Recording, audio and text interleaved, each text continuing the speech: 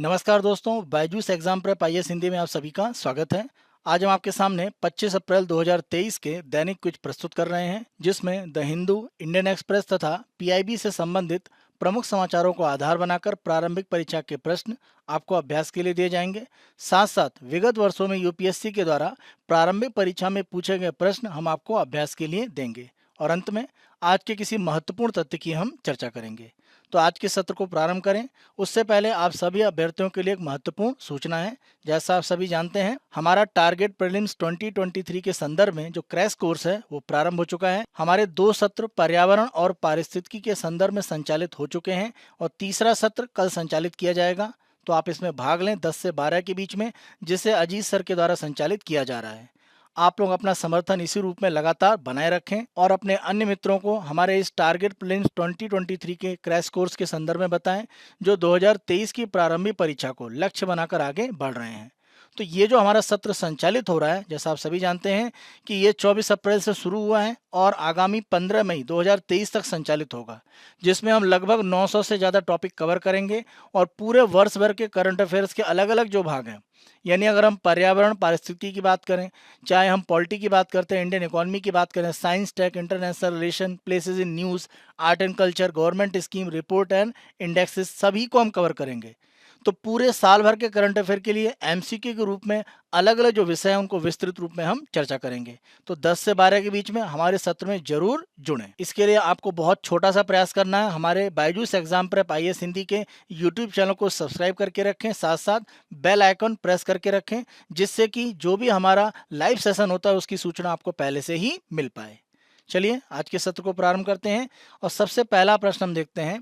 SCO यानी संघाई cooperation organisation के संबंध में निम्नलिखित कथनों में से कौन सा या कौन से सही हैं यह हैं। अगर हम एससीओ संगठन की बात करें तो आप प्रमुख रूप से ध्यान रखें, इसकी जो स्थापना है वो 1996 में एक तरह से की गई थी आधार रूप में। तब इसको संघाई 5 के नाम से जाना जाता था, जिसमें प्रमुख रूप से आप देखें चीन, कजाकिस्तान, किर्गिस्तान, रूस और ताजिकिस्तान शामिल थे। आगे चलकर 2001 में अगर हम देखें तो संघाई 5 संगठन को संघाई कोऑपरेशन ऑर्गेनाइजेशन के रूप में परिवर्तित कर दिया गया और उसमें एक 6वां सदस्य भी जुड़ गया उज्बेकिस्तान के रूप में। तो आप कह सकते हैं 6 सदस्यों के साथ में 2001 में संघाई सहयोग संगठन की स्थापना की गई। आगे चलकर अगर हम भारत की बात करें और पाकिस्तान की बात करें तो दोनों ही देश 2017 में इसमें शामिल हुए और 2 देशों के शामिल होने से वर्तमान में इसमें सदस्यों की संख्या हो गई है 8। आप 8 जो सदस्य देश हैं उनके ध्वज देख सकते हैं, 1 2 3 4 5 6 7 और 8। तो 8 सदस्य हैं, ये आप ध्यान रखें। इसी के साथ साथ अगर हम देखें, अगर हम रीजनल एंटी टेररिस्ट स्ट्रक्चर की बात करते हैं जिसको रेड्स के नाम से जाना जाता है, तो ये एससीओ के द्वारा प्रमुख रूप से 2002 में जो सेंट पीटर्सबर्ग में बैठक थी वहां पर एक तरह से इसको लागू किया गया। तो रूस के सेंट पीटर्सबर्ग की 2002 की बैठक में एससीओ के जो सदस्य देश थे उन्होंने रेड्स के बारे में प्रमुख रूप से एक ढांचा बनाया। इस रेड संगठन का 2002 में गठन करने का उद्देश्य जो भी एक तरह से आतंकवाद का मुकाबला करने की बात है, या जो भी अलगाववाद की स्थितियां हैं, या जो भी एक तरह से एक्सट्रीमिज्म है, उसको क्षेत्रीय और वैश्विक स्तर दोनों पे प्रमुख रूप से लड़ने के लिए इस संगठन को आगे बढ़ाया गया। तो ये 2002 से प्रमुख रूप से अस्तित्व में है। पहला कथन कहता है कि एससीओ की वर्तमान अध्यक्षता भारत के पास है, तो ध्यान रखें 2023 के लिए इस संगठन की अध्यक्षता भारत के पास है। दूसरा, वर्तमान में 9 देश के सदस्य हैं जिनमें भारत और पाकिस्तान इसमें शामिल होने वाले नवीनतम सदस्य हैं। तो दूसरा कथन यहाँ पर गलत हो जाता है। भारत और पाकिस्तान ध्यान रखें शामिल होने वाले नवीनतम सदस्य हैं, ये सही है, लेकिन 9 नहीं, कितने सदस्य हैं? 8। तो इसीलिए दूसरा कथन असत्य हो जाता है। तीसरा, इसमें एक स्थायी आतंकवादी विरोधी संरचना रैट्स है जिसे भारत के प्रयासों से निर्मित किया गया था। अभी हमने देखा कि रैट्स जो बनाया गया है एससीओ में, ये 2002 में अस्तित्व में आया, तब भारत इस संगठन में सदस्य नहीं था। तो भारत के नेतृत्व में बना हो, भारत के प्रयासों से बनाया गया, ऐसा नहीं है। इसीलिए तीसरा कथन यहाँ पर असत्य हो जाता है। केवल पहला कथन सत्य है, इसीलिए उत्तर हमारा ए केवल एक सत्य है। प्रश्न का आधार प्रमुख रूप से ये है कि अगर हम भारत और चीन के बीच में सैन्य वार्ता की बात करें तो इसका जो 18वां दौर है उसकी बैठक हो चुकी है और ये चुशुल मोल्डो बॉर्डर पर प्रमुख रूप से संचालित की गई है। इसके बाद एक तरह से आधार बन चुका है जहां पर भारत के रक्षा मंत्री साथ साथ चीनी रक्षा मंत्री, उनकी जो बैठक है, जो एससीओ का डिफेंस के संदर्भ में जो मंत्रियों की बैठक होने वाली है, उसमें मिलने की संभावनाएं बन रही हैं। और आप ध्यान रखें, चीन के जो रक्षा मंत्री हैं 2020 में गलवान घाटी की जो घटना हुई थी उसके बाद पहली बार भारत के दौरे पर आएंगे। तो आप कह सकते हैं संघाई सहयोग संगठन के आधार पर ही कहीं ना कहीं भारत और चीन के बीच में जो बैठकों की स्थिति है, खास तौर से रक्षा मंत्री के स्तर पर, वो स्थितियां आगे बढ़ेंगी। अगला प्रश्न हम देखते हैं, भारत में सर्कस के संबंध में निम्नलिखित कथनों में से कितने सत्य हैं? यह हैं। पहला, केलेरू कुनिनकनन को भारतीय सर्कस का जनक माना जाता है। ध्यान रखें, थालासेरी केरल में इनका जन्म हुआ था 1858 में, और प्रमुख रूप से भारत में जो सर्कस की स्थिति है उसको मजबूत करने में इनका महत्वपूर्ण योगदान है। इन्होंने 1901 में एक सर्कस स्कूल की स्थापना करी थी केरल में। और सर्कस को अगर हम प्रमुख रूप से देखें तो आगे बढ़ाने में जैमिनी संकरन का बड़ा नाम लिया जाता है। और जब हम जैमिनी संकरन की बात करते हैं, जो जैमिनी सर्कस के एक तरह से स्थापना करने वाले थे, तो उनको ट्रेनिंग भी केलेरू कुनिनकनन के द्वारा ही दी गई थी। तो इस रूप में आप देखें, उन्हें भारतीय सर्कस का एक तरह से जनक माना जाता है। और इसी आधार पर प्रमुख रूप से थालासेरी में केरल सरकार की तरफ से सर्कस में ट्रेनिंग देने के लिए एक एकेडमी की स्थापना भी की गई 2008 में।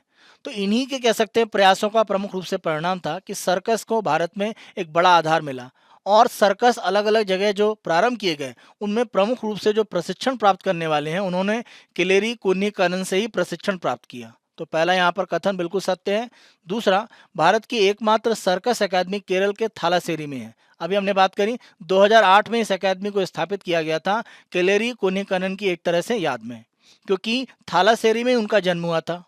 इस आधार पर दूसरा कथन भी सत्य है। तीसरा कथन, जैमिनी सर्कस अंतर्राष्ट्रीय सर्कस महोत्सव में भाग लेने वाला पहला भारतीय सर्कस था। तो ये सत्य है। जैमिनी सर्कस, आप ध्यान रखें, अंतर्राष्ट्रीय सर्कस महोत्सव में भाग लेने वाला इस तरह का पहला भारतीय सर्कस का संगठन था। तो तीसरा कथन भी सत्य है। तीनों कथन सत्य हैं, इसीलिए हमारा उत्तर हो जाता है सी, सभी तीनों कथन सत्य हैं। यहाँ पर प्रश्न का प्रमुख रूप से आधार ये है, अगर हम जैमिनी सर्कस की बात करें, जिसे भारत में सर्कस को आगे बढ़ाने के लिए काफ़ी महत्वपूर्ण रूप में जाना जाता है, इसकी स्थापना जैमिनी संकरन के द्वारा की गई थी। उनकी मृत्यु हुई है। उसी आधार पर हमने सर्कस का जो भारत में ऐतिहासिक रूप है उसके संदर्भ में आपसे प्रश्न पूछा है। इसी के साथ साथ आप ध्यान रखें, मेरा नाम जोकर जो स्वर्गीय राज कपूर की मूवी है, उसका भी एक तरह से बैकग्राउंड है, वो जैमिनी सर्कस को ही माना जाता है। अगला प्रश्न हम देखते हैं, निम्नलिखित में से कौन सी एजेंसी रसद प्रदर्शन सूचकांक जारी करती है, जिसको प्रमुख रूप से हम लॉजिस्टिक्स परफॉर्मेंस इंडेक्स के नाम से भी जानते हैं, यानी इसको LPI कहा जाता है। तो ये जो LPI इंडेक्स है, इसके आधार पर प्रमुख रूप से विश्व बैंक के द्वारा गणना ये की जाती है कि किसी भी देश में लॉजिस्टिक को लेकर स्थितियां कितनी एक तरह से आसान हुई हैं। वर्तमान में अगर हम देखें तो 139 देशों के लिए यह सूचकांक जारी किया गया है, और भारत की जो रैंक है वो 38वीं एक तरह से है। अगर हम रैंक देखें तो भारत ने बहुत अधिक सुधार किया है। 2014 में हमारी 54वीं रैंक थी, 2018 में 44वीं, अब 38वीं है। तो हमने आधारभूत ढांचे को मजबूत किया। लॉजिस्टिक को लेकर हम लॉजिस्टिक की अपनी राष्ट्रीय नीति ला चुके हैं। यही सब कारण है कि हमारी स्थिति लॉजिस्टिक परफॉर्मेंस इंडेक्स में सुधरी है। आप देखें, अगर हम 2023 में लॉजिस्टिक परफॉर्मेंस इंडेक्स की बात करें तो आधारभूत ढांचे को लेकर हमारी 47वीं स्थिति है, साथ साथ अंतर्राष्ट्रीय शिपमेंट में 22वीं। और अगर हम लॉजिस्टिक में प्रमुख रूप से देखें कितने हमने गुणवत्ता सुधार किया है या कितना हम एक तरह से अन्य देशों की तुलना में बेहतर हुए हैं, तो वहाँ पर हमारा 48वां स्थान है। तो लगातार हमने इसमें प्रयास किए हैं। जैसे 2021 में जो PM गति शक्ति योजना शुरू की गई, ये लॉजिस्टिक को महत्वपूर्ण रूप में आगे बढ़ाने के लिए उत्तरदायी है। साथ साथ राष्ट्रीय लॉजिस्टिक नीति, यह भी एक तरह सहायक है। इसी के साथ साथ अगर हम मई 2022 से अक्टूबर 2022 के बीच में औसत रूप में कंटेनर को कितना समय लग रहा है, भारत में कोई कंटेनर उतर रहा है, नया कंटेनर पानी के जहाज पर चढ़ाया जा रहा है, तो औसत आप देखेंगे 3 दिन का समय है। और यह भारत और सिंगापुर दोनों के लिए 3 दिन है। इसकी तुलना में अगर हम USA की बात करें तो ये समय 7 दिन का है, जबकि जर्मनी के लिए 10 दिन का है। तो हमने बहुत अधिक एक तरह से सुधार किया है, और इसी आधार पर हमारी जो रैंक है वो सुधरी है। और इसीलिए अगर हम यहाँ पर प्रश्न के उत्तर की बात करें तो ये जो सूचकांक है इसको जारी किया जाता है विश्व बैंक के द्वारा। तो हमारा उत्तर हो जाता है सी। अगला प्रश्न हम देखते हैं, होप स्पेस प्रोब के संबंध में निम्नलिखित में से कौन सा या कौन से कथन सत्य हैं? यह हैं। अगर हम होप स्पेस प्रोब की बात करें तो प्रमुख रूप से यह मंगल ग्रह को लेकर एक छोड़ा गया मिशन है, और इसे UAE यानी संयुक्त अरब अमीरात के द्वारा छोड़ा गया। तो अगर हम अरब देशों में देखें तो ये पहला देश था जिसने मंगल ग्रह के लिए इस तरह का एक अभियान छोड़ा। क्योंकि अगर हम अलग अलग ग्रहों की बात करें तो उसके संदर्भ में ये पहला अभियान था जो किसी अरब देश के द्वारा छोड़ा गया। तो जिसे हम इंटरप्लेनेटरी बोलते हैं, यानी अंतरग्रही जो एक तरह से अलग अलग प्रोब छोड़े जाते हैं, तो ये पहला प्रयास था किसी भी अरब देश का। और आप ध्यान रखें इसे 20 जुलाई 2020 को लॉन्च किया गया था। तो इसके द्वारा मंगल ग्रह के संदर्भ में प्रमुख रूप से अध्ययन किया जा रहा है। खास तौर से मंगल ग्रह के अगर हम दो उपग्रह की बात करें, डेमोस और साथ साथ फोबोस, तो उनके संदर्भ में काफ़ी महत्वपूर्ण जो तस्वीरें हैं वो इस होप प्रोब के द्वारा खींची गई हैं और इसी आधार पर हमने आपसे प्रश्न भी पूछा है। पहला कथन अगर हम देखें, यह किसी भी अरब देश द्वारा लॉन्च किया गया पहला अंतर्ग्रह यानी इंटरप्लेनेटरी मिशन है, तो बिल्कुल सही कथन है। दूसरा, इसका उद्देश्य मंगल ग्रह के वातावरण का अध्ययन करना है, दूसरा कथन भी सत्य है। तीसरा, इसने सऊदी अरब को मंगल ग्रह के लिए एक सफल मिशन लॉन्च करने वाला पांचवां देश बना दिया। ये सऊदी अरब नहीं, यूएई के द्वारा लॉन्च किया गया है। इस आधार पर अगर हम देखें तो तीसरा कथन यहाँ पर आपका असत्य हो जाता है। तो एक और दो सत्य हैं, इसीलिए हमारा उत्तर है बी, केवल एक और दो सत्य हैं। दैनिक क्विज के दूसरे भाग में यूपीएससी के द्वारा विगत वर्षों में पूछे गए प्रारंभिक परीक्षा के प्रश्न हम आपको अभ्यास के लिए देते हैं। आज हमने 2019 की जो प्रारंभिक परीक्षा है उसमें पूछा गया प्रश्न आपको अभ्यास के लिए दिया है। प्रश्न को देखते हैं। निम्नलिखित कथनों पर विचार कीजिए। रामसर सम्मेलन के अनुसार भारत के राज्य क्षेत्र में सभी आर्द्र भूमियों को बचाना और संरक्षित रखना भारत सरकार के लिए अधिदेशात्मक है। देखिए, अधिदेशात्मक का मतलब मैंडेटरी हो जाता है, तो ऐसा नहीं है। हम रामसर एक तरह से कन्वेंशन में शामिल हैं, लेकिन इस तरह के कोई मैंडेटरी नहीं है। हम एक तरह से आर्द्र भूमि का संरक्षण करते हैं, लेकिन ये भारत सरकार पर मैंडेटरी नहीं है। तो पहला कथन असत्य हो जाता है। दूसरा कथन, आर्द्र भूमि संरक्षण और प्रबंधन नियम 2010 भारत सरकार ने रामसर सम्मेलन की संस्तुतियों के आधार पर बनाए थे। तो ध्यान रखें, ये जो भारत सरकार के द्वारा 2010 का नियम बनाया गया, इसमें प्रमुख रूप से रामसर सम्मेलन की जो स्थितियां उनको एक तरह से आधार नहीं बनाया गया था। प्रमुख रूप से उद्देश्य यह था कि भारत में वेटलैंड का संरक्षण किया जाए, लेकिन ये रामसर कन्वेंशन में जो कहा गया था उसी आधार पर बनाया गया था, ऐसा नहीं है। तो दूसरा कथन यहाँ पर असत्य है। तीसरा, आर्द्र भूमि संरक्षण और प्रबंधन नियम 2010 आर्द्र भूमियों के अपवाद क्षेत्र या जलग्रहण क्षेत्रों को भी सम्मिलित करते हैं, जैसा कि प्राधिकार द्वारा निर्धारित किया गया है। यानी अगर मान लीजिए कोई वेटलैंड है तो इसमें किसी भी तरह का मान लीजिए जल अगर प्रवाहित होता है तो इसको भी एक तरह से यहाँ पर संरक्षित किया जाएगा। यह 2010 के नियम में कहा गया था। तो तीसरा कथन सत्य है, केवल तीसरा सत्य है, इसीलिए हमारा उत्तर हो जाता है सी, केवल 3 सत्य हैं। दैनिक क्विज के तीसरे और अंतिम भाग में हम आज के तथ्य की चर्चा करते हैं, जहां पर हम Asia Pacific leaders malaria alliance यानी अगर हम प्रमुख रूप से बात करें APLMA, इसके संदर्भ में एक तरह से हम चर्चा करेंगे। तो APLMA जैसे नाम में एक तरह से स्पष्ट है कि एशिया प्रशांत क्षेत्र में मलेरिया की जो स्थिति है उसको नियंत्रित करने के लिए ये एक तरह की साझेदारी है। यहाँ पर प्रमुख रूप से समाचार ये है कि एशिया पैसिफिक लीडर्स कॉन्क्लेव ये भारत में एक तरह से आयोजित किया जा रहा है, जिसका प्रमुख रूप से उद्देश्य क्या है, मलेरिया का एलिमिनेशन। ये जो भारत में कॉन्क्लेव आयोजित किया जा रहा है इसमें Asia Pacific leaders malaria alliance यानी APLMA के द्वारा एक तरह से सहयोग दिया जा रहा है। इस कॉन्क्लेव का उद्देश्य प्रमुख रूप से ये है कि हम कैसे एक तरह से कार्य करने की स्थितियों में सुधार लाएं, जिससे कि 2030 तक एशिया पैसिफिक का जो क्षेत्र है वहां से मलेरिया को पूरी तरह से समाप्त किया जाए। यहाँ पर आप ध्यान रखें, मलेरिया केवल एक स्वास्थ्य की समस्या नहीं है, ये सामाजिक, आर्थिक और एक तरह से राजनीतिक चुनौती मानी जाती है, क्योंकि मलेरिया के संदर्भ में स्थितियों को नियंत्रित करने के लिए पेयजल की जो आपूर्ति है, साथ साथ सफाई की बात करें, वो सब स्थितियां नियंत्रित होनी चाहिए। तो कहीं ना कहीं सामाजिक, आर्थिक और राजनीतिक चुनौती के रूप में अगर इसे लिया जाए तो इसका समाधान एक तरह से हो सकता है। यहाँ पर प्रमुख रूप से यह कहा गया है कि अगर हम 2019 की 2020 से तुलना करके देखें तो मलेरिया के जो मामले हैं उनमें भारत में एक तरह से गिरावट देखी गई है।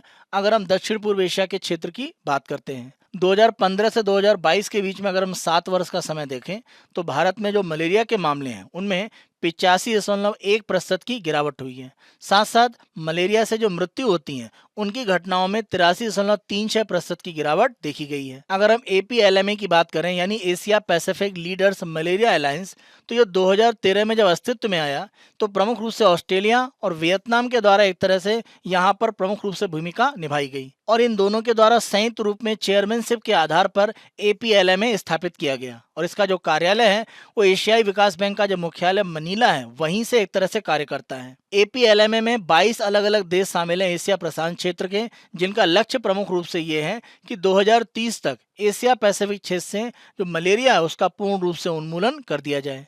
इसमें जो भी देशों की सरकारें हैं, साथ साथ एक तरह से जो नेतृत्व है वो एक तरह से प्रमुख रूप से आपस में सहयोग कर रहा है और APLMA 6 अलग अलग कह सकते हैं प्रायोरिटी क्षेत्र में काम करता है, प्राथमिकता क्षेत्र में काम करता है। पहला प्रमुख प्रयास ये है कि जो राष्ट्रीय प्रयास है और साथ साथ क्षेत्रीय प्रयास दोनों को मजबूत करना। तो अगर किसी देश में केवल एक प्रयास किया जाए, दूसरे देश में न किया जाए, तो मलेरिया को एक तरह से रोकना संभव नहीं है। तो एशिया प्रशांत के जो 22 देश हैं, सब राष्ट्रीय और क्षेत्रीय स्तर पर मिलकर सहयोग करें। साथ साथ एक तरह से कोशिश करना कि जहां पर मलेरिया का प्रभाव है उसका मैप बनाना, रोकथाम करना, जो भी एक तरह से बीमार है उनका इलाज करना, और एक तरह से जहां पर भी इसका प्रसार हो सकता है उसको ट्रैक करना। इसी के साथ साथ मलेरिया में जो भी एक तरह से जांच की जाती है उसकी गुणवत्ता में सुधार करना, जो भी दवाएं आवश्यक होती हैं, मलेरिया से संबंधित जो भी मच्छर इसको फैलाते हैं उनको समाप्त करने के लिए जो भी कीटनाशी की आवश्यकता है, या जो भी एक तरह से मच्छरदानी की आवश्यकता रहती है जिससे आसानी से मलेरिया के प्रभाव को रोका जा सकता है, वो प्रक्रियाओं को मजबूत करना। इसके लिए ये संस्था जो APLMA है वो काम करता है। साथ साथ टारगेट एक तरह से बनाना कि जिस जगह पर ज़्यादा मलेरिया का प्रभाव है वहां पर एक तरह से टारगेट करना, जिससे कि मलेरिया को हम 2030 तक समाप्त कर पाएं। ऊपर जो भी हमारे प्रयास है उनके लिए जो वित्तीय सहायता है उसको घरेलू स्तर पर एक तरह से उपलब्ध कराना, साथ साथ बाहरी स्तर पर जो सहायता हो सकती है वो भी उपलब्ध कराना। तो दोनों एक तरह से यहाँ पर प्रयास हैं। यानी मान लीजिए भारत में अगर मलेरिया को खत्म करने का प्रयास है तो भारत सरकार आर्थिक संसाधन देगी, साथ साथ बाहरी देशों के द्वारा भी इसमें आर्थिक सहायता दी जाएगी। और अंतिम रूप में आप देखें, इनोवेशन की बात की गई है। नए नए तरह के नवाचार लाए जाएं, नई तकनीक लाई जाए, चाहे इंसेक्टिसाइड के रूप में हो या अगर हम दवाओं की बात करें, जिससे कि मलेरिया का जो प्रभाव है वो कम से कम किया जा सके। APLMA इसके लिए प्रमुख रूप से कार्य करता है। आज के दैनिक क्विज को हम यहीं पर समाप्त करते हैं। बायजूस एग्जाम पर IAS हिंदी को आप बहुत अधिक पसंद कर रहे हैं, अधिक से अधिक संख्या में लाइक करें, शेयर करें, और अभी तक अगर आपने हमारे YouTube चैनल को सब्सक्राइब नहीं करा है तो हमारे YouTube चैनल को आज ही सब्सक्राइब करें। धन्यवाद।